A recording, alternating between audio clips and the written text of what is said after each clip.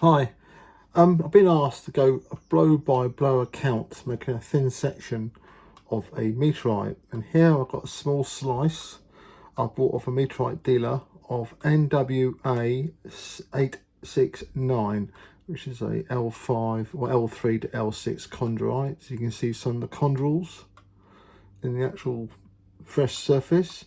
The other side is the fusion crust, which I don't require.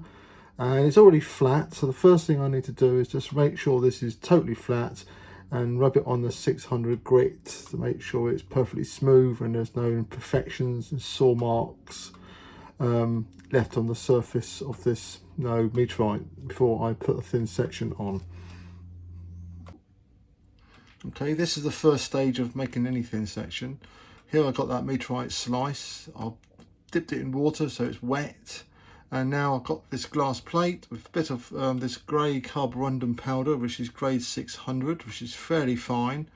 And on the glass plate, I've just rubbed in a circular motion, a figure 8 motion, to remove any residue, saw marks and any imperfections on the surface, because I want this surface to be as flat as possible before I put a thin section or glass slide on this.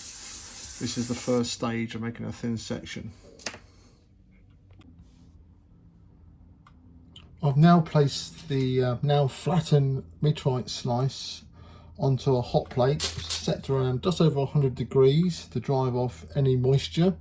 I'll leave it on this hot plate for a good 10-15 minutes because I don't want any moisture in the rock or in the meteorite, because that will result in bubbles in the resin when I attach the glass slide.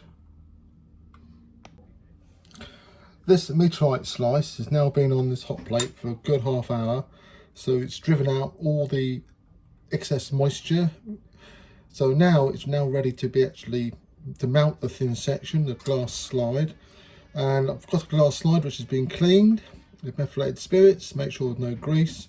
And I've got some of this epoxy resin, heat curing resin. I just put a little blob, allow that to settle in for a couple of seconds. Then I'd angle on a glass slide, making sure there's no bubbles getting included between the actual meteorite slice and the glass. And by moving your head you can actually see if there's any bubbles present, and there's none present here. And now I'll just leave this to cure. It should take about 10-15 minutes before I move on to the next stage. Okay, it's been about 10 minutes and I can test this. The glass doesn't move any further on the actual meteorite slice, so the resin is now cured.